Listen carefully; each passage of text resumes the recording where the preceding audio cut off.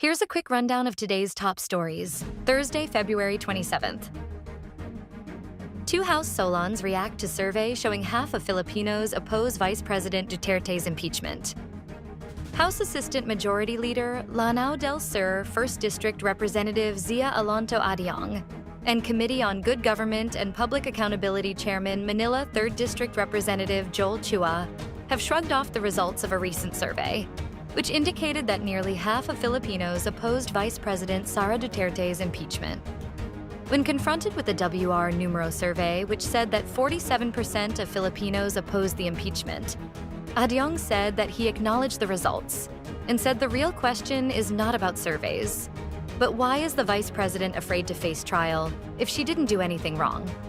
Meanwhile, Chua said that it is better to look at the trial first as it goes along, to see what will really happen. Former Senator de Lima urges pushback against abuses and that silence is complicity. Mamamayang Liberal Party List first nominee Leila de Lima called on educators and students to rise against oppression, abuse of power, and far-right movements in a bid to defend democracy despite its imperfections. She declares that even if liberal democracy is not perfect, it remains the best system in the world, and that while this idea is probably slowly dying, the people should not stop in defending it. A staunch critic of the Duterte administration, the former senator was detained for nearly 7 years on trumped-up charges that linked her to the drug trade. A Solon calls for House inquiry into the Education Department's ghost beneficiaries under the Dutertes.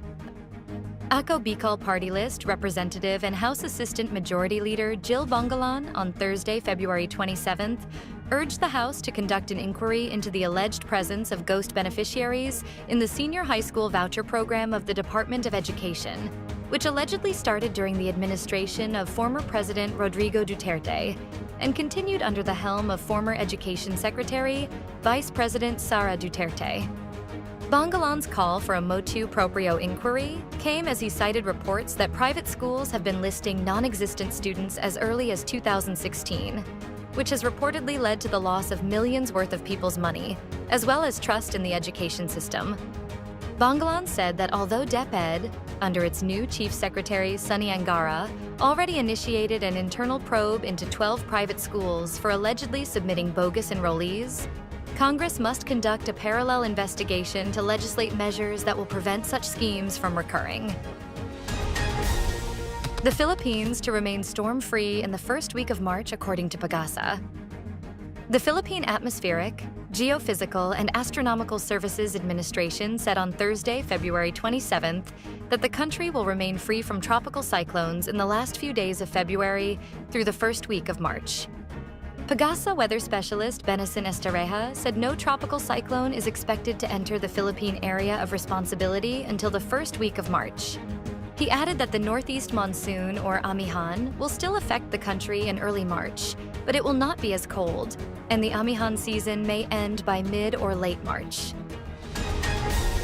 North Korea opens to a group of international travelers for the first time in years. A small group of foreign tourists has visited North Korea in the past week, making them the first international travelers to enter the country in 5 years, except for a group of Russian tourists who went to the north last year.